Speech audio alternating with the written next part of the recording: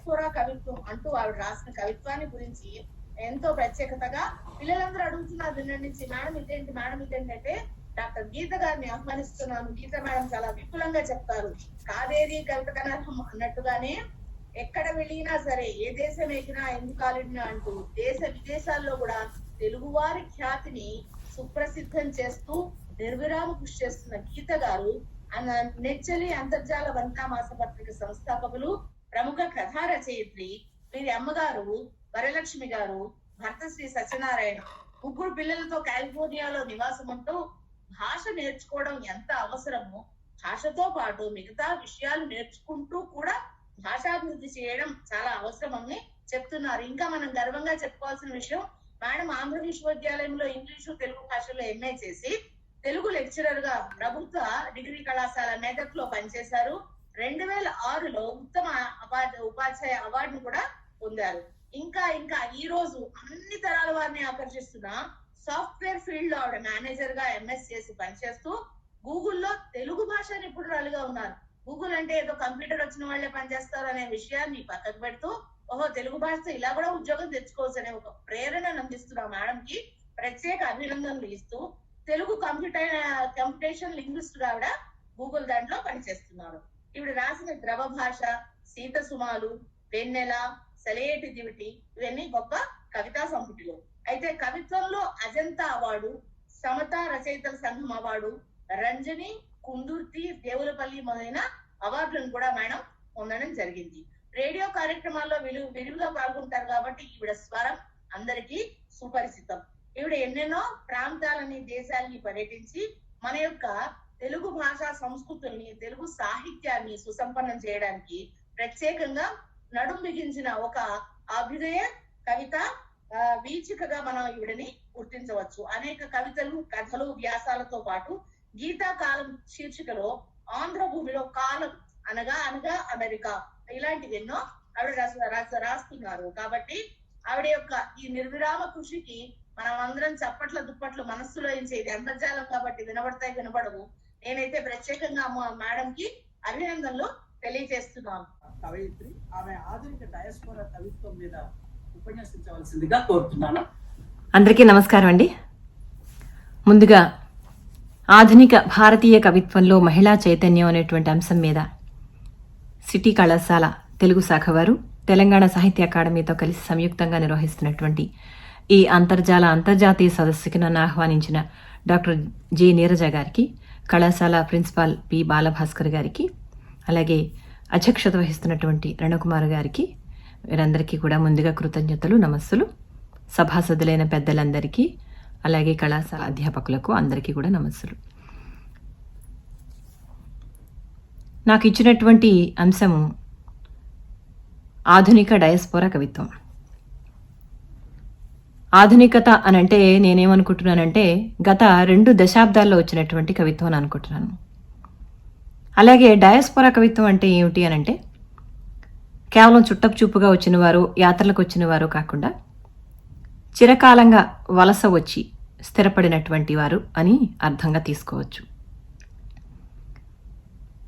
ఇలా ఇతర దేశాలు వెళ్ళి అక్కడ స్థిరపడినటువంటి వారిలో నాకున్న కొద్ది సమయంలో నాకు లభ్యమైనటువంటి America, Canada, Australia, England, Singapore, South Africa కవయిత్రుల కవిత్వం గురించి ఈవేళ మాట్లాడతాను.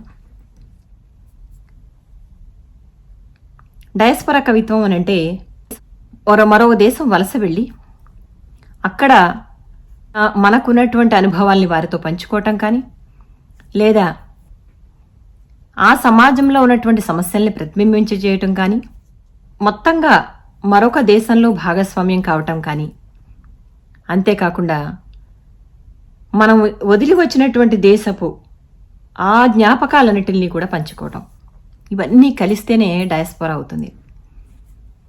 ఎప్పుడు కూడా వలస వచ్చినప్పుడు ఎలా ఉంటుందంటే జీవితం ఒక అడుగు వెనక ఒక అడుగు ముందు అన్నట్టు ఉంటుంది. అంటే ఏ రోజు నిద్రపోయే ముందు మనం నడిచి వచ్చినటువంటి ఏ జ్ఞాపకాన్ని కూడా మనం మర్చిపోము. అలాగే ఉన్న జీవితం ఒక కొత్త అనుభవాన్ని ఇస్తూ ఉంటే ఆ వెనకాతల జ్ఞాపకంగా ఆ పాత జీవితం అలా తడుతూనే ఉంటుంది, వీపు తడుతూనే ఉంటుంది.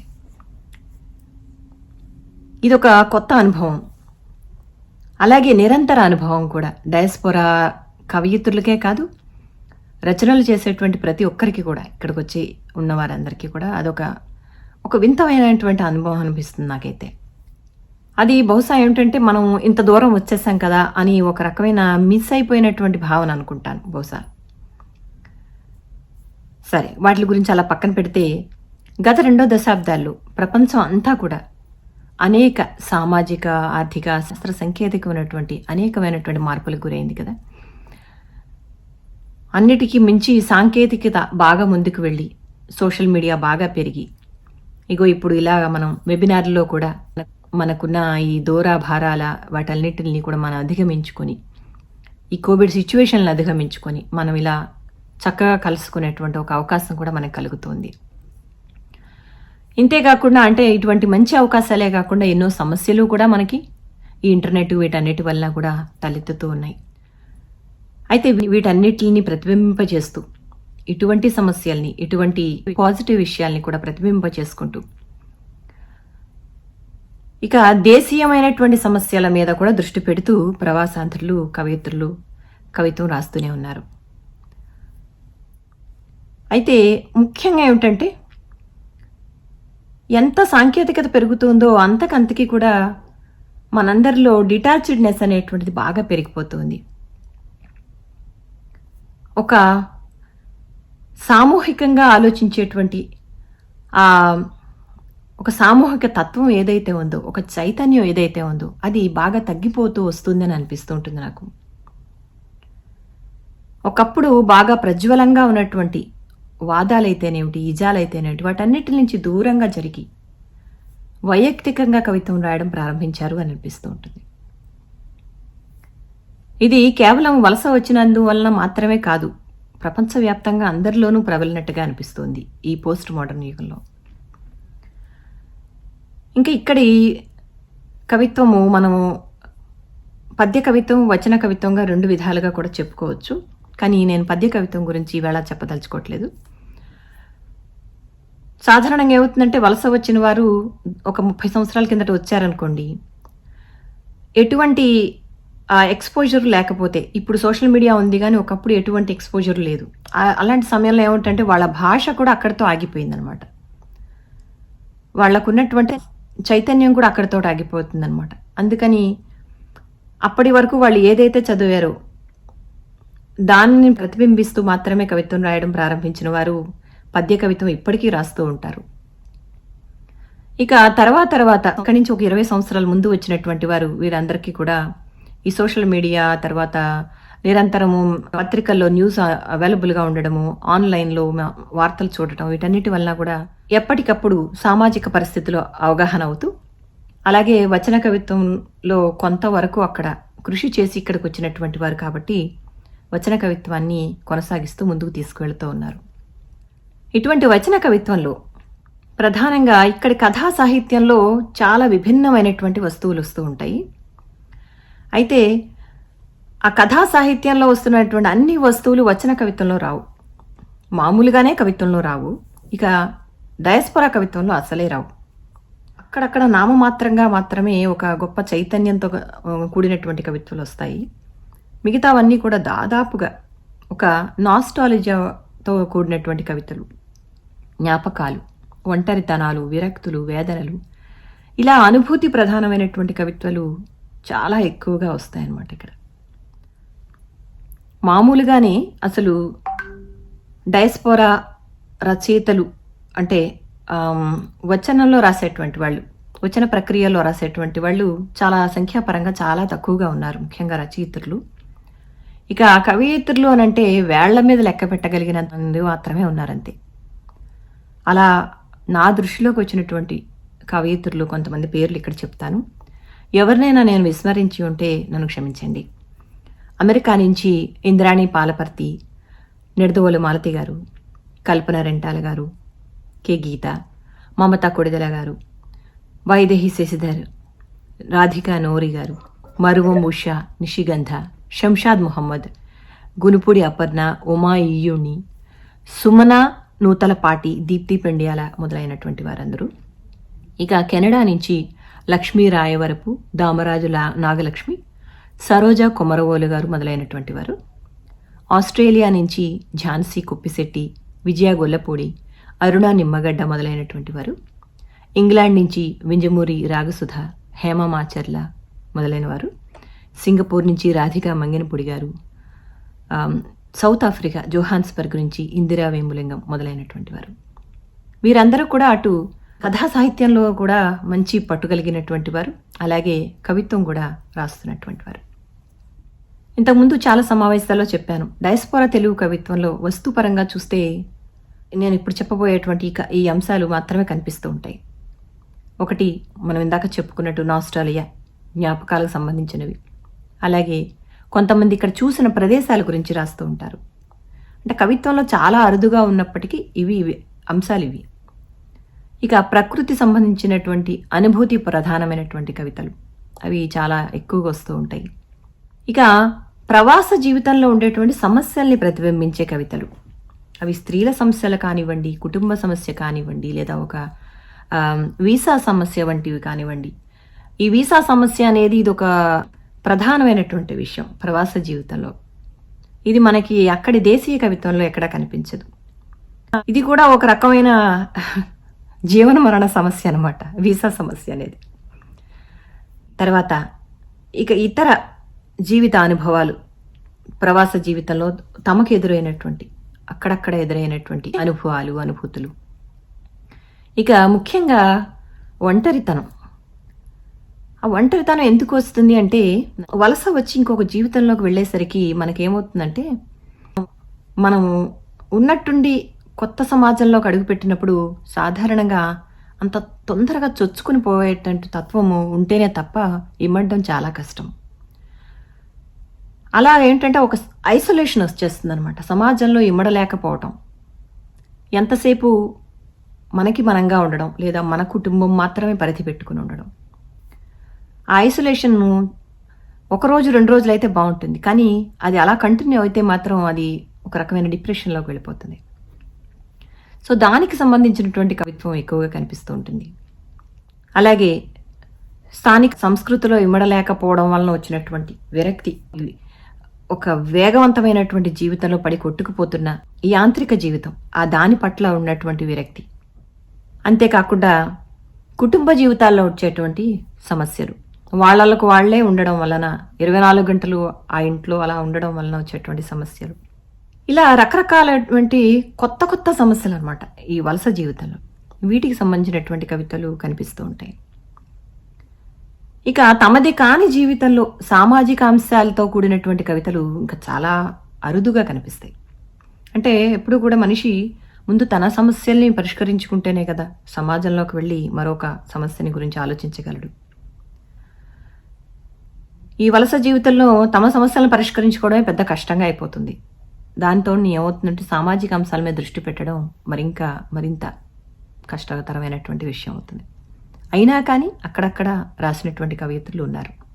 ఇలా డయాస్పోరా తెలుగు సాహిత్యం, తెలుగు కవయిత్రుల కవిత్వం గత 20 ఏళ్లలో స్థానిక సమాజాన్ని, స్థానిక సమస్యల్ని చాలా తక్కువగా ప్రతిబింబించిందనే చెప్పుకోవచ్చు. నేను కొన్ని ఉదాహరణలు చెప్తాను. డయాస్పోరా కవయిత్రులు స్థానిక సమాజ సమస్యల కంటే కూడా తాము పుట్టి పెరిగినటువంటి ఆ సమాజ సమస్యలకు ప్రతిస్పందిస్తూ రాసినటువంటి అంశాలు ఎక్కువగా ఉంటాయి.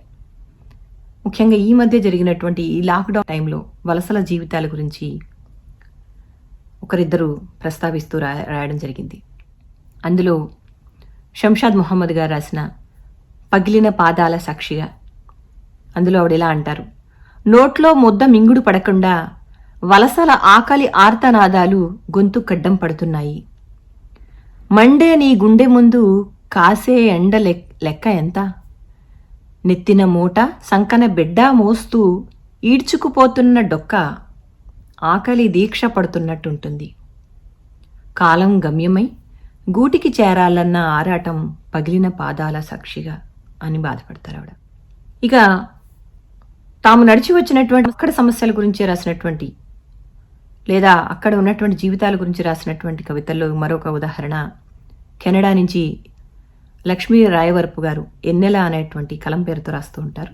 వారు రాసిన చిన్నమ్మ అనేటువంటి కవిత. బంగారంలా మెరిసిపోవలసిన నీ బుగ్గల మీద వచ్చిన పగుళ్ల తిగుళ్లని ఆపే పసరు దొరికిందా? చెల్లాచెదురుగా ఉన్న నీ ఉంగరాల జుట్టుకు ఇంత సమరు అమరిందా? జింకలా గెంతాల్సిన నీ కాళ్లకి బలమిచ్చే గింజల కసరు నీ కడుపుకి చేరిందా? వద్దులే వద్దు, ఇవన్నీ ఆలోచించకు. చిరుగుల బట్టలతో ఎముకల పోగుల నువ్వు అలానే ఉండు అంటూ అక్కడి జీవితంలో ఉన్నటువంటి ఆ బాధాకరమైన ఒక బాలిక దైన్యమైనటువంటి స్థితిని ఆవిడ కవిత్వీకరిస్తారు. ఇక ఇతర దేశాల్లో జరుగుతున్నటువంటి అన్యాయాల గురించి కూడా కవయిత్రులు తమ కవిత్వంలో మంచి చైతన్యంతో రాసినటువంటి ఒకరిద్దరున్నారు. అలా సిరియన్ల దుస్థితికి అద్దం పట్టేటువంటి ఆ ఐలన్ కుర్దీ గురించి మమతా కొడిదల గారు రాసినటువంటి కవితలు ఎంతటి వెర్రివాడవు, ఆకలి దప్పులను మరిపించి బాంబుల వర్షం దాటి కత్తి మనకు నీ నాన్నను అర్పించి సముద్రాన్నే జయించబోయావు, నిన్నందుకుంటామని ఆశపడ్డావు కదూ, ఆవలి తీరానా మేం కాక ఇంకెవరుంటారని చెప్పిందిరా నాన్న నీ వెర్రి తల్లి అని అంటూ చాలా దుఃఖపడుతూ రాస్తారు. ఈ డయాస్పోరా కవయిత్రుల్లో చాలా బలంగా రాసినటువంటి మంచి సామాజిక చైతన్యం అనేటువంటిది అక్కడక్కడ కనిపిస్తూ ఉన్నా కానీ, చాలా తక్కువగా కనిపిస్తూ ఉన్నా కానీ మంచి బలంగా కనిపిస్తుంది. అయితే స్వీయ చైతన్యం, స్త్రీల చైతన్యంతో రాసేటువంటి కవిత్రులు కూడా అరుదుగా ఉన్నా అక్కడక్కడ ఉన్నారు. అలాంటి వారిలో ముఖ్యులు నిడదవోలు మాలతి గారు. ఆవిడ బొమ్మ బొరుసు అనేటువంటి కవితలు ఆపద్ధర్మాలు, గతంలో ఘనత వహించిన కుల ధర్మాలకి కొత్త భాష్యాలు, పుట్టుకతో వచ్చిన విలువలు పూర్వ వాసనలు, ఎంత కాదనుకున్నా వదలడం లేదు జీడి మరకల్లాగా అంటారు. అలాగే మరికొన్ని స్త్రీవాద చైతన్యంతో రాసినటువంటి కవితలు ఇందుకు కొనసాగింపుగా చెప్పుకోవచ్చు. ముఖ్యంగా ఏమిటంటే అమెరికాలో ఉన్నటువంటి కవయిత్రులు స్త్రీలుగా తమ బాధలను చెప్పుకోవటానికి కవిత్వాన్ని అంతగా మాధ్యమంగా ఎన్నుకోలేదేమో అని అనిపిస్తుంటుంది. కథల్లో చాలా విస్తృతంగా వచ్చింది ఈ వస్తువు, కానీ చాలా తక్కువగా వచ్చింది మాత్రమే అని అనిపిస్తుంటుంది. ఆ తక్కువగా వచ్చినా కానీ చక్కగా బలంగా వచ్చినటువంటి ఒక రెండు కవితలు మీకు ఇక్కడ వినిపిస్తాను. డిపెండెంట్ స్వర్గం కవితలో కే గీత ఇలా అంటారు. ప్రతిరోజు ముఖాన్ని అద్దంలో చూసుకుంటూనే ఉన్నాను, ఏ మార్పు లేదు. డిపెండెంట్ ముఖానికి మార్పులు ఏముంటాయి? ఇస్త్రీ చేయాల్సిన ఇంటిల్లపాది బట్టల్లా బద్ధకం పేరుకుపోతుంది. సింకులో పెనాలు, డిష్ వాషర్లో ప్లేట్లు, అంతా సుఖమే. ఎంత చదువుకున్నా నిరుద్యోగ వీసా గడప దాటనివ్వదు. ఏ రోజు ఏ అద్భుత దీపము ప్రత్యక్షమవ్వదు. అతడి కెరీరే నా జీవిత గమ్యం. వంట మనిషి, పనివాడు, ఇస్త్రీవాడు, డ్రైవరు, తోటమాలి, ఫైనాన్స్ మేనేజరు, షిఫ్ట్ తర్వాత షిఫ్టు, ఓవర్ టైములున్నా ఒక్క పెన్నీ ఉండదు అంటారు. అందుకు కొనసాగింపుగానే రాస్తున్నట్టు ఉన్న అప్పగింతలు అనేటువంటి కవితలో మాలతి గారు హాయిగా తిరగొచ్చు అతడిని ఆఫీసులోనూ పిల్లల్ని స్కూల్లోనూ దించేసిన తర్వాత. అలా తిరుగుతున్నప్పుడు ఇంటికి కావలసిన కూర, కాయ, ఉప్పు, పప్పు తెచ్చేసుకోవచ్చు. చూడవచ్చిన చుట్టాల్ని పక్కాల్ని బజారంట తిప్పచ్చు అని అంటారు. అంటే ఏమిటంటే ఈ వలస జీవితంలో బయట నుంచి చూసే వాళ్ళకి ఇది ఒక గొప్ప స్వర్గతుల్యమైనటువంటి ప్రదేశంగా కనిపిస్తూ ఉంటుంది. కానీ ఇక్కడ ఉన్న వాళ్ళకి, ఈ సమాజంలో బతుకుతున్న వాళ్ళకి, వలస జీవితంలో బతుకుతున్న వాళ్ళకి లేదా ప్రవాస జీవితంలో బతుకుతున్న వాళ్ళకి మాత్రమే అర్థమయ్యేటువంటి కొన్ని సమస్యలు ఉంటాయి. పని మనుషుల వ్యవస్థ లేకపోవడం, ఎంత డబ్బు ఉన్నా ప్రతిరోజు మీ పనంతా మీ సొంతంగా, ప్రతి ఒక్క పని మీ సొంతంగా మీరు చేసుకోవాల్సి రావడం అనేటువంటిది చాలా చాలా కష్టమైనటువంటి పని. అది కాక పురుషులు స్త్రీలు సమానంగా పనిని పంచుకోనప్పుడు ప్రతి ఒక్కటి కూడా ఆ బాధ్యత అనేటువంటిది స్త్రీల భుజాల మీదే పడుతూ ఉంటుంది. ఇప్పటికీ కూడా మనకేమీ సమాజంలో ఎక్కడా కూడా మార్పు రాలేదు, మనందరికీ తెలిసిన విషయమే. ఎక్కడా కూడా ఇంటి బాధ్యత అనేటువంటిది సమానంగా పంచుకునేటువంటి పరిస్థితి ఉండడం లేదు.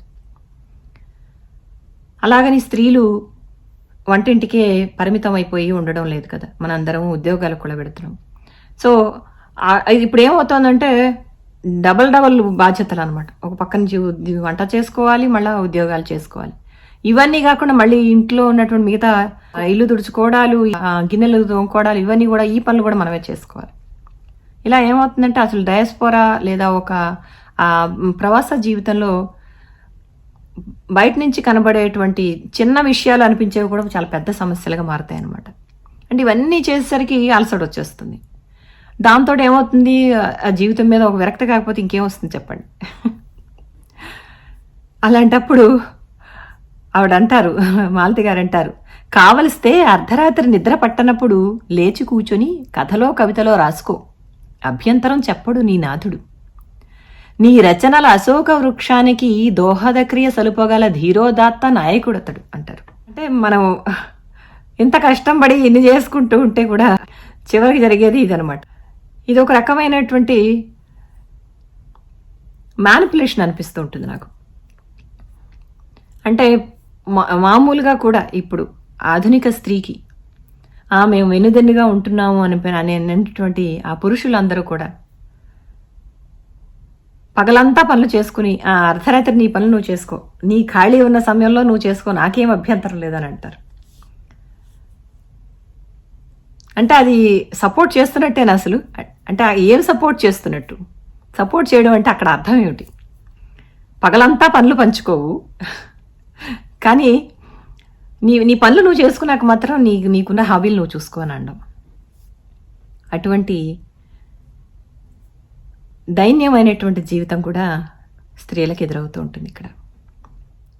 ఇక ముస్లిం స్త్రీలకు సంబంధించినటువంటి దుస్థితి గురించి, ఆ సంప్రదాయాల్లో ఎలా నలిగిపోతారో వారి గురించి షంషాద్ ముహమ్మద్ మంచి బలంగా ఒక కవితలో అంటారు. దువాల మన్నత్తుల ఫలాలను పుణ్యకథలుగా వివరిస్తుంటే 3 సార్ల తలాకే నా నల్లపూసల గ్యారంటీ అయినప్పుడు నేను 5 సార్లు నమాజ్ ఎవరి కోసం చెయ్యాలి అని అంటారు. సుమనా నూతలపాటి గారు పెళ్లి కూతురి పాట అని ఒక చక్కని కవిత రాశారు. కొత్తగా పెళ్ళైనటువంటి ఆ అమ్మాయి ఎంత బాధపడుతూ ఉంటుందో ఏ విషయానికైనా. నీ అడుగులలో నా నడకలు కడిపి, నీ చిటికెన ఏలంట నా సూపులు నిలిపి, నీ మాట నా మాట ఒక మాట అంటి, నీ నీడ నా తోడు నా కోసం అంటి. ఏనాడు అమ్మని వదిలి ఉండలేదు, ఏ రోజు అయ్యే మాట ఎదురు చెప్పాలేదు, తోబుట్టులో నొదిలి తన ఊరిని వదిలి 7 సంద్రాలు దాటి ఏకాకినై వస్తి అని అంటూ మొదలు పెడతారు. అంత చేస్తూ చిట్ట చివరన ఏమవుతుంది, నీ పేరు నీ తీరు నాకు జోడిస్తా, పరదేశ పోకడలు పట్టుబట్టేస్తా, ఏటి ఎరగను నేను, ఏమి చేస్తావో ఎట్లా చూస్తావో నా బతుకు నీదే ఇంకా అని చెప్పి దేవుడి మీద భారం వేసినట్టు పాపం అలా వదిలేస్తారు. అలాగే కెనడా నుంచి దామరాజు విశాలాక్షి గారు మొండిగోడలు అనేటువంటి కవిత్వంలో, నీకవి మొండిగోడల్లో కనిపిస్తున్నాయేమో, నా కంటికి అవి ఒకప్పటి మహాప్రాసాదాలు, నా కంటికి అవి ఒకప్పటి దేవాలయాలు, ఆ పొగచూరిన పెద్ద వంటిల్లే కదూ, అర్ధరాత్రి అపరాత్రని భేదాలు లేకుండా ఆకలి కేకల వినిపిస్తే ఆదుకొని అన్నం పెట్టింది అని అంటారు. వంటిల్లు పొగచూరినా పొగచూరకపోయినా గాని ఇది అక్షర సత్యం అన్నమాట. అర్ధరాత్రి అపరాత్రి అనేటువంటి భేదం లేకుండా స్త్రీలందరూ కూడా ఆ వంటింట్లో అలా మగ్గవలసింది, ఆదుకొని అన్నం పెట్టవలసింది ఇంట్లో అందరినీ కూడా. ఒక పూట మీరు ప్రయత్నం చేసి చూడండి, ఈ పిల్లల్ని ఈవేళ మధ్యాహ్నం మీరు నువ్వు భోజనాలు పెట్టని చెప్పేసి ఆయనకు వదిలి చూడండి. అయితే ఏమవుతుందంటే సమయం దాటిపోయినా భోజనమైనా ఉండదు, లేకపోతే ఎక్కడవక్కడే ఉంటాయన్నమాట. ఏది ఆ సమయానికి జరగాల్సింది ఏమీ జరగదు. పిల్లల మారిన ఆడుకుంటూ ఉంటారు, వాళ్ళ దారిన పని చేసుకుంటూ ఉంటారు. అలా జరుగుతూ ఉంటుంది. మనం ఎప్పుడు కూడా ఏంటంటే పిల్లల్ని ఎవరికైనా వదిలిపెట్టినా, ముఖ్యంగా భర్త మీద వదిలిపెట్టినా కానీ మనసంతా మళ్ళీ అక్కడే ఉంచుకుని చూస్తూ ఉంటాం. ఆ అటాచ్డ్నెస్ అనేటువంటిది మనం కూడా కొంత తగ్గించుకుంటే గానీ పనుల్ని పంచుకోవడం అనేటువంటిది సాధ్యం కాదు. ఇంకా ఇందాక చెప్పినట్టు ఒకదాని తర్వాత ఒకటి అలా అల్లుకుంటూ వెళుతుంటే కుటుంబ సమస్యల్లోకి వెళితే పెళ్లి తర్వాత జీవితం మిగిల్చినటువంటి చీకటిని గురించి శంషాద్ మహమ్మద్ ఇలా అంటారు: నీ జీవితపు స్టూడియోలోంచి బయటికి రాలేకపోయినా నా హృదయపు డార్క్ రూములో నువ్వెప్పుడూ నెగిటివ్వే అంటారు. అలాగే హైడ్ అండ్ సీక్ కవితలో కల్పనా రెంటాల గారు ఏళ్ల తరబడి చేసిన సహజీవనం ఒట్టి దొంగ కాపురం, నీకు నాకు మధ్య మిగిలింది కొన్ని విఫల స్వప్నాలు మాత్రమే. స్వరం మార్చినటువంటి ఒక మాట అనేటువంటి కవితలో ఆవిడే మాటలు లేని పగళ్ళు, నిద్రలేని రాత్రుళ్ళు, స్పర్శలేని సహజీవనాలు, ప్రేమలేని అనుబంధాలు, శాంతినివ్వని యుద్ధాలు అని చెప్పి వాపోతారు. ఇలా ప్రవాస జీవితంలో రకరకాల సమస్యలు, ఎన్నో ఒడుదుడుకులు, వాటన్నిటిని ఎదుర్కొంటూ ఉన్నా కానీ ఆ ప్రవాస జీవితంలో ఉన్నటువంటి ఆ చుట్టూ ఉన్నటువంటి ఆ అనుభూతి ప్రధానమైనటువంటి అనుభవాల్ని కూడా కవితలు తమ కవితల్లో రాసుకుంటూ ఉండడం అనేటువంటిది చాలా గొప్ప విషయం. ఇక స్థానిక సమస్యల గురించి, సమాజంలో ఎక్కడ జరుగుతున్నటువంటి సమస్యల గురించి ఎవరైనా ఎక్కడైనా కొంత రాశారా అని ఏదైనా గమనించడానికి ప్రయత్నం చేస్తే అమెరికా చరిత్ర గురించి, స్థానిక సమాజ సమస్యల గురించి కే గీత రాసిన చరిత్ర చలనం, మంచు గబ్బలం, ఐడెంటిటీ మొదలైనటువంటి కవితలు కనిపిస్తాయి. అలాగే నిడదవోలు మానతి గారు కూడా రాసినటువంటి సునకేంద్ర భోగాలు వంటి కవితలు కూడా కనిపిస్తూ ఉంటాయి. మచ్చుకి ఒకటి చెప్తాను, ఐడెంటిటీ అనేటువంటి కవిత గురించి చెప్తాను. ఇక్కడ వర్ణ వివక్ష ఎంతో ప్రబలంగా ఉంటుంది. మనకు అక్కడ కుల వివక్ష లేదా మత వివక్ష ఎలా ఉంటుందో వర్ణ వివక్ష ఎంతో ప్రబలంగా ఉంటుంది. అంటే పైకి కనబడకపోవచ్చు, కానీ ఆ ఒక్క చిన్న చూపులోనే ఆ వివక్ష ఏమిటో అర్థమవుతుందన్నమాట. ఇక్కడ నేను అన్ని రంగుల్ని చూశాను, ఆకాశంలో కాదు నడిచే నిలువెత్తు మనుషుల్లో, నిన్ను చూడగానే గుర్తించే రంగు నీ ముఖాకృతి, నీ ఐడెంటిటీ. నువ్వు అమెరికన్ ఇండియనువో ఏషియన్ ఇండియనువో, నీ ఐడెంటిటీ కోసం ఎంత చరిత్ర వెనక్కి వెళ్ళాలి అని రాస్తారు. మన ముఖంలో మనం కనబడేటువంటి మన రంగు, ఈ బ్రౌన్ కలరు, మనం ఎంత తెల్లగా ఉన్నామో అని అనుకుంటూ ఉన్నా ఇక్కడ ఉన్నటువంటి వీళ్ళ రంగుతో పోలిస్తే ఇది బ్రౌన్ కలరే. ఈ బ్రౌన్ లేదా ఇంకా బ్లాక్ ఇలాంటి వాటికి ఉన్నటువంటి ఆ స్థానాలు వేరే ఉంటాయి అన్నమాట. ఎంత కలుపుకుంటూ ఉన్నా, ఎంత బాగా పైకి ప్రవర్తిస్తున్నట్టు కనిపిస్తూ ఉన్నా, ఈ వర్ణ వివక్ష, ఈ రంగులకు సంబంధించినటువంటి వివక్ష, అంటే మనుషుల లోపల ఉన్నటువంటి అంతర్యక సౌందర్యాన్ని ఎవరు చూసేవారు ఎక్కడా ఉండరు.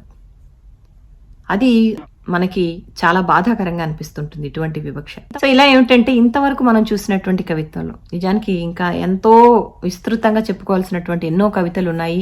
అలాగే అనుభూతి ప్రధానంగా చెప్పుకున్నటువంటి మంచి మంచి కవితలు ఇంద్రాణి పాలపర్తి గారు వంటి వారు రాసినటువంటి కవితలు ఉన్నాయి. అయితే సమయాభావం వలన నేను ఈ 2-3 మాటలు చెప్పి ముగిస్తాను. ఇలా ఇంతవరకు చూసినటువంటి కవితల్లో కొన్ని కన్నీళ్లు, కొన్ని ఎడబాట్లు, కొన్ని విరక్తులు, వేదనలు, అనుభూతులు, పులకరింతలు, సంతోషాలు, జ్ఞాపకాలు, ఒంటరితనం ఇవన్నీ ఉన్నాయి కదా. అయితే ఇలా వచ్చినటువంటి వాటిల్లో ఇంకా మనకి విస్తృతంగా రాయాల్సినటువంటి అవసరం ఉంది, అంటే చైతన్యవంతంగా రాయాల్సినటువంటి అవసరం ఉంది. ఉదాహరణకి ఒక లెస్బియన్ సమస్య గురించో, ఇంకా ఒక సింగిల్ పేరెంట్ సమస్యల గురించో, ఇవన్నీ ఇక్కడ చాలా ప్రబలంగా ఉన్నటువంటివి.